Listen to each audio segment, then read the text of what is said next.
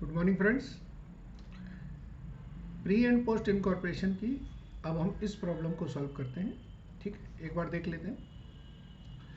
Inder and Vishnu working in the partnership registered eight joint stock company under the name fellow travellers limited on 31st May 2014 to take over their existing business. Okay, it was agreed that they would take over the assets of the partnership for a sum of rupees 3 lakh as from 1st January 2014, and until the amount was discharged they would pay interest on the amount at the rate of 6%. मतलब interest to जो vendor है वो 6% है। Amount was paid on 30th जून, 30 जून को पे किए। ठीक है, कंपनी कब बनी है? 31st मई को। To discharge the purchase consideration company ने शेयर इशू करे हैं 20,000 के, 10 रुपए के at a premium of 1 and allotted 7% debentures. Okay,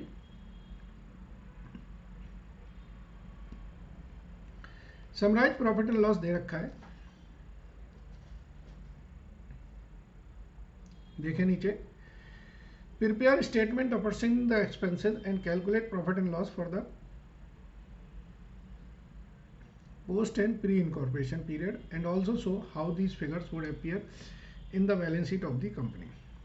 तो हमें प्री एंड पोस्ट में इस प्रॉफिट को बांटना है, लेकिन इसके अलावा जो एडिशनल काम हमको बोला गया है वो है कि बैलेंस शीट में ये कैसे शो होगा। तो इसके लिए थोड़ी एडिशनल वर्किंग करनी पड़ेगी। चलिए करेंगे। सबसे पहले जो क्वेश्चन में जो डाटा दिया है उसके बेसिस पर एक तो हम टाइम रेशियो निकाल लें। टाइम रेशियो में 1 जनवरी 14 से 31 दिसंबर 14 है। इनकॉर्पोरेशन हुआ 31 मई 14 को। ये हमारा सर्टिफिकेट ऑफ इनकॉर्पोरेशन है, यानी कि ये हमारा प्री का पीरियड है और ये हमारा पोस्ट का पीरियड है। प्री का पीरियड 5 मंथ का होता है, पोस्ट का पीरियड 7 मंथ का। तो जो टाइम रेशियो आया वो हमारा 5:7 आया। दूसरा हम बात करते हैं सेल रेशियो की। तो इस पीरियड की जो सेल है वो गिवन है, क्वेश्चन में ही गिवन है। इस पीरियड की जो सेल है वो 60,000 है और इस वाले पीरियड की जो सेल है वो 1,20,000 है। तो सेल रेशियो जो मेरा बनता है वो 1:2 बनता है। ठीक है। तीसरा जो पार्ट है वो है इंटरेस्ट टू वेंडर। क्वेश्चन में दिया है कि 1 जनवरी 14 से हमने बिजनेस एक्वायर किया है और पेमेंट हमने की है 30 जून 14 को, और हमारा सर्टिफिकेट ऑफ इनकॉर्पोरेशन था 31 मई 14। तो यानी कि प्री वाला जो पीरियड है वो ये बना और पोस्ट वाला पीरियड बना ये। तो प्री के पीरियड में 5 आते हैं और पोस्ट के पीरियड में 1 मंथ आता है। तो इंटरेस्ट टू वेंडर का जो डिस्ट्रीब्यूट करने का रेशियो रहेगा वो हमारा 5:1 रहेगा।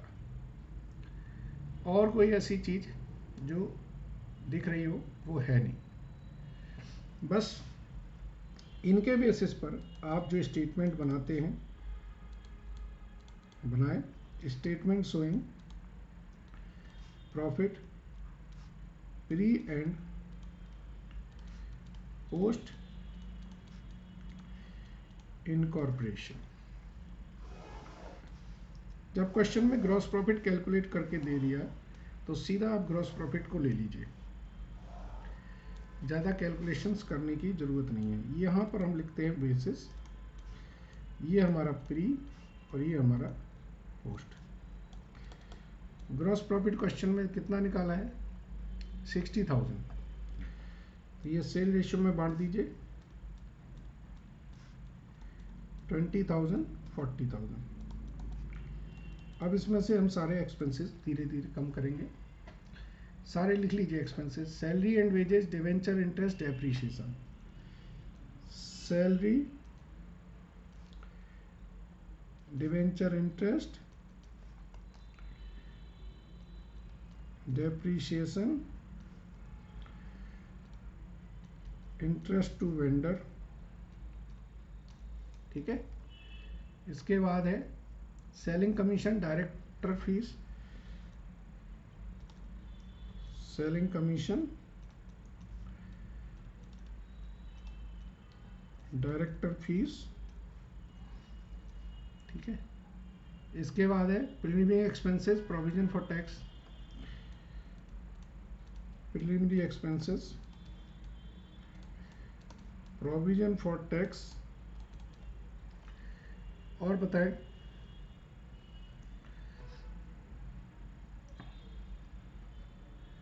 फिर है डिविडेंड, ठीक है।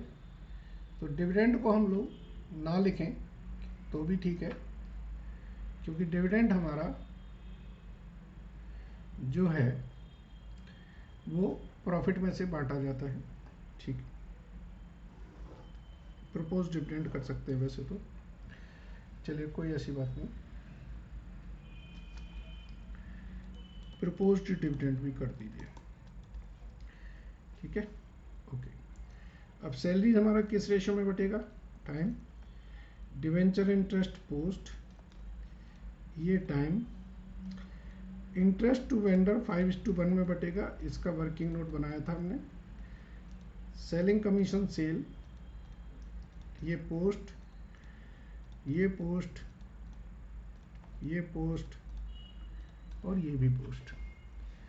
प्रपोज डिविडेंड जो है वो कंपनी में जाते हैं, तो 5000, 6000, 600 और 900, ये तो चार हमारे पोस्ट के लाइन आइटम है। 600, 900,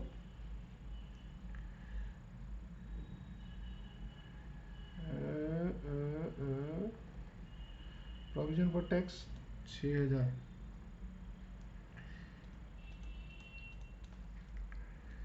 और 5000, ठीक है जी। इसके बाद है सेलिंग कमीशन 9000 है, तो सेलिंग कमीशन सेल रेशियो में बांट दीजिए, तो 3000, 6000, ठीक है जी। इसके बाद है इंटरेस्ट ऑन परचेज कंसीडरेशन, ये 9000 है, ये 5:1 में बटेगा,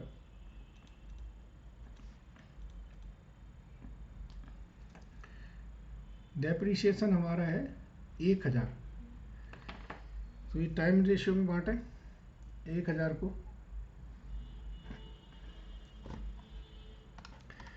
1000 डिवाइडेड बाई 12 इंटू 5, ये आएगा 417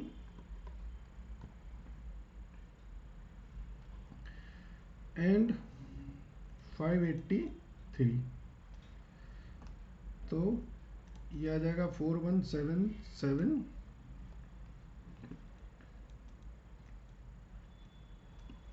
ठीक है जी। चलिए ये 10,000 थी ना। डिवेंचर इंटरेस्ट हमारा था 5250, तो डिवेंचर इंटरेस्ट पोस्ट सीधा जाएगा, गलती कर दी हमने, ये बट में था 417583।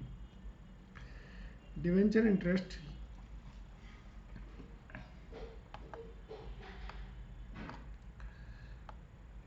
इंटरेस्ट जो था जो सेकंड लाइन पे हमने लिखा था,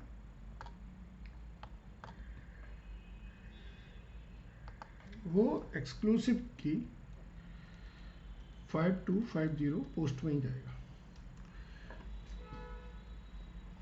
ठीक है। चलिए प्रॉफिट निकाल लें, 20,000,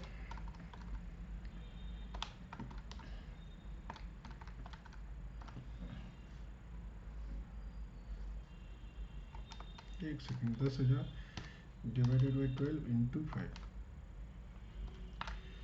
प्लस, अच्छा 417 है तो ये 4166 होगा,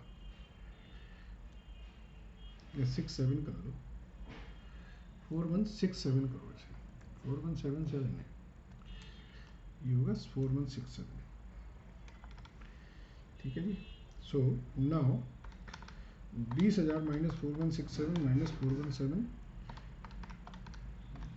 यह है मेरा 4916, 40,000 माइनस 5833 माइनस 583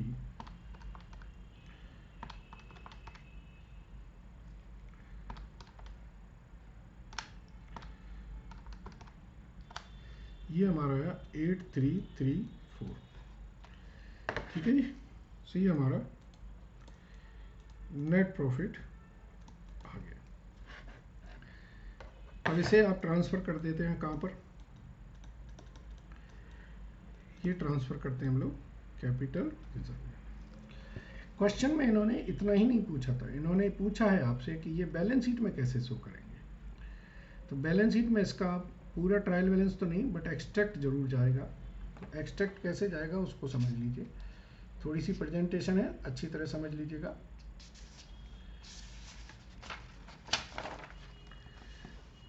देखिए बैलेंस शीट में जो हमें इंफॉर्मेशन दी है हम लिखेंगे ऊपर extract from balance sheet as on 31 December 2014। Schedule 3 के हिसाब से बैलेंस शीट बनती है। तो यहाँ पर आपको पता होना चाहिए जो हम लोग लिखते हैं, यहाँ पर नोट लिखते हैं और यहाँ पर लिखते हैं अमाउंट। सबसे ऊपर लिखेंगे हम इक्विटीज एंड लायबिलिटीज। ठीक है जी। इक्विटी एंड लायबिलिटीज में नंबर 1 पे होता है share holder fund. Share holder fund के अंदर फिर नंबर 1 ए होता है शेयर कैपिटल और बी लिखते हैं हम लोग रिजर्व एंड सरप्लस। इन दोनों के नोट अलग अलग बनेंगे। दूसरे नंबर पे होता है नॉन करेंट लायबिलिटीज। इस नॉन करेंट लायबिलिटीज में हम लोग लिखते हैं लॉन्ग टर्म बोरोइंग। ये हमारा तीसरा नंबर आएगा। फिर लिखेंगे करेंट लायबिलिटीज। इसमें होता है शॉर्ट टर्म प्रोविजंस, ये चौथा नंबर है। अब ये नोट नंबर जो हमने बनाए हैं इनके लिए भी नीचे वर्किंग नोट्स बनते हैं। जैसे नोट नंबर 1 में सबसे पहले हम लिखेंगे शेयर कैपिटल। शेयर कैपिटल में आपको बताइए, याद है कि भूल गए? क्वेश्चन में दिया था कि भाई 20,000 इक्विटी शेयर इशू किए हैं 1 रुपये प्रीमियम पे। सो 20,000 इक्विटी शेयर्स ऑफ 100 ईच, ये 2 लाख रुपए आ गया हमारा। ईच फुली पेड अप भी लिख देंगे। अब नोट नंबर 2 ये हमारा है reserve and surplus. Reserve and surplus में एक तो हम डालेंगे सिक्योरिटी प्रीमियम, कितना 20,000। दूसरा कैपिटल रिजर्व 4916। तीसरा प्रॉफिट एंड लॉस अकाउंट कितना था हमारा 8334। ठीक है। सो 20,000 प्लस 4916 प्लस 8334, ये आता है हमारा 33,250। फिर नोट नंबर 3 जो हमारा है लॉन्ग टर्म बोरोइंग का, लॉन्ग टर्म बोरोइंग में सबसे पहले हम लिखेंगे 7% डिवेंचर, हाउ मच, 1.5 लाख रुपया। और नोट नंबर 4 जो हमारा है अदर करंट लायबिलिटीज में शॉर्ट टर्म प्रोविजन, इसके अंदर एक तो आएगा आपका प्रोविजन फॉर टैक्स, कितना बनाया था हमने, 6,000 रुपया, और दूसरा प्रपोज्ड डिविडेंड 5,000, तो 11,000। ये चारों नोट की वर्किंग आप ऊपर लिख देंगे।